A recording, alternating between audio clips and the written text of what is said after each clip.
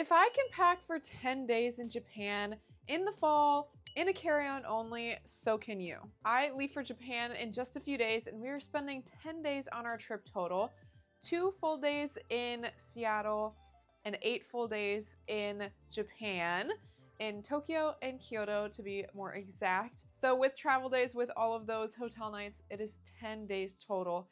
And we are going to attempt to pack carry-on only because we are traveling by train and subway a lot this trip. So carry-on only is always the way to go. Packing light is always so worth it when you're going to be taking trains and taking subways. I got my trusty base carry-on here, as well as my base mini weekender bag. I actually have yet to fly with this bag, but I'm excited to try it out because it is actually small enough to use as a personal item. It fits under the seat in front of you in theory, unlike the full-size base weekender bag. So I'm really excited to try it out this trip. I think that's what I'm gonna be using for my personal item. That is my plan anyway. In this video, you're gonna see exactly what I'm packing, what I'm not packing, and what not to wear in Japan, as well as some really good tips to travel carry-on only easily. So let's get started by starting with my index card method that I always do when I'm packing. If you've watched my other packing videos, you know that I love my index card method. And basically what I do is take an index card and a pen.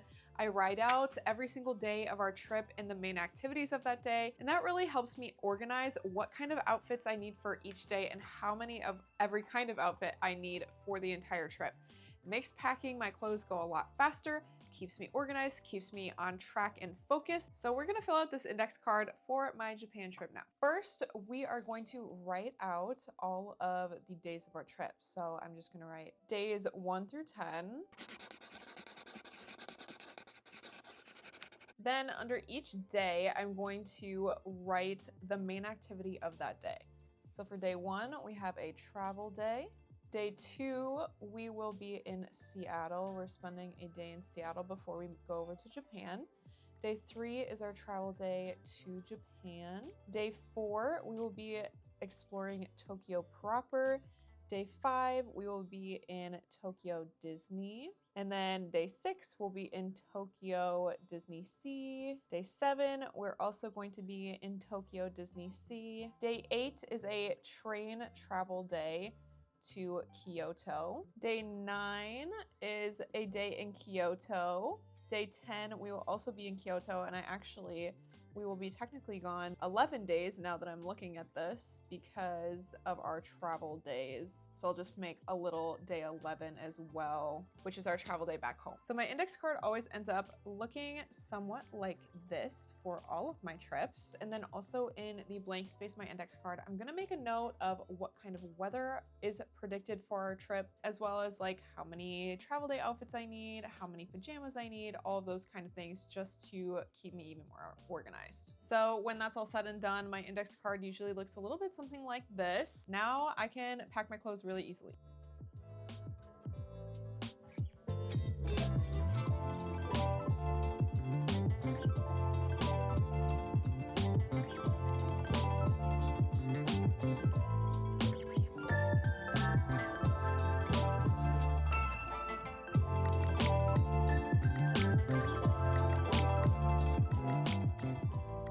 All right, so here's my final capsule wardrobe for our trip. As you can see, I have lots of plain white shirts, long sleeve because we are going in the fall and it will be chilly.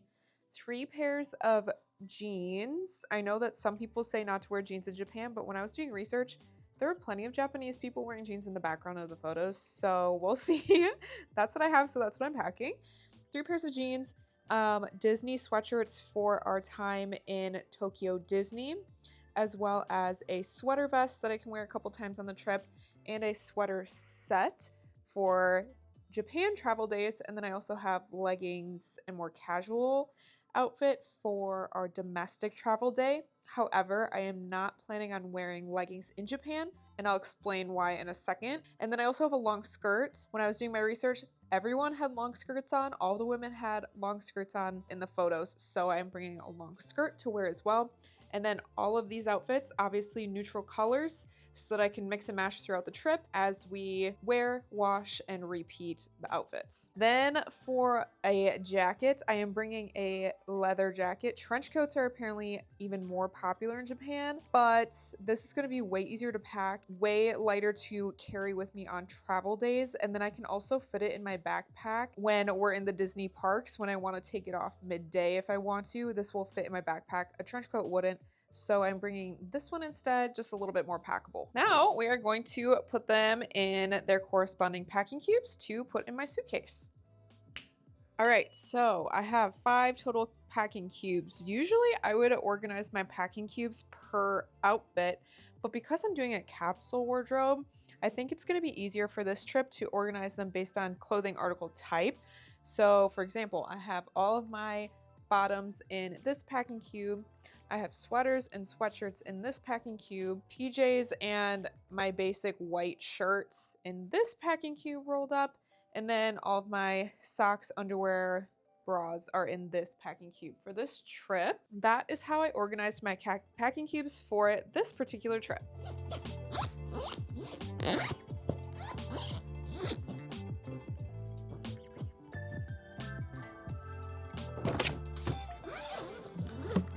I put the biggest packing cubes in the side of my bag with the compression straps.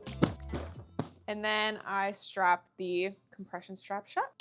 Now I'm going to fill the opposite side of my base carry-on, the one that zippers shut, with my smaller packing cubes. And then I have just enough space in that side for my toiletry bag once I pack my toiletries. This not coming on the trip with me. I am, however, bringing my luggage cover because I will be flying on small regional airlines, which means I will more than likely need to check my suitcase at the gate. So I am putting a luggage cover on it to protect my carry-on for that reason.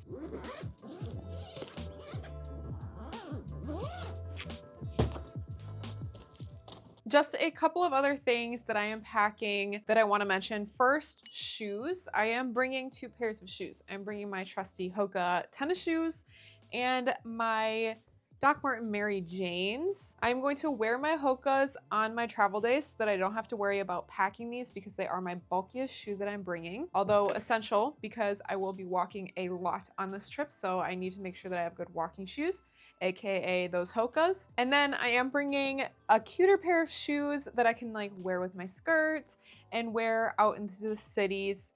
I chose my Doc Marten Mary Janes for a very specific reason, and that is because when I was researching what to wear in Japan in the fall and what to pack for Japan in the fall, all of the Japanese girls in the photos were wearing chunky black boots with their long skirts. They were also wearing, like I said, all of them were wearing long skirts, and then they were wearing chunky black boots with their skirts. The pair of chunky black boots that I own are broken and therefore not comfortable, so I am not bringing those, although I want to you know, kind of fit in there. I'm not bringing them because I know that I'm not gonna like walking in them.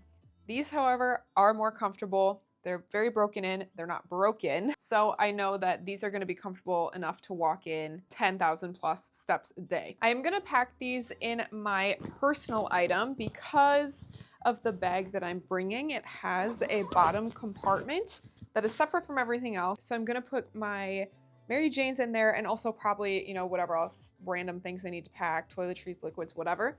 I'm gonna put in this bottom compartment so that it's separate from everything else and won't get anything else dirty. I think I am going to film a whole separate video about my personal item bag and packing my personal item essentials that I bring on every long haul flight. So definitely subscribe to my channel if you are interested in that. I think that's gonna come out in the next week or so. So I'm going to save packing my personal item for another video because there's just a lot of detail that goes into that. A couple other things that I'm packing besides shoes include a couple things that I actually have to go to the store to buy before I pack them. One of which is the US to Japan outlet adapter. You actually don't really need to bring one if you're coming from the US going to Japan. You don't really need an outlet adapter like you would in other countries necessarily.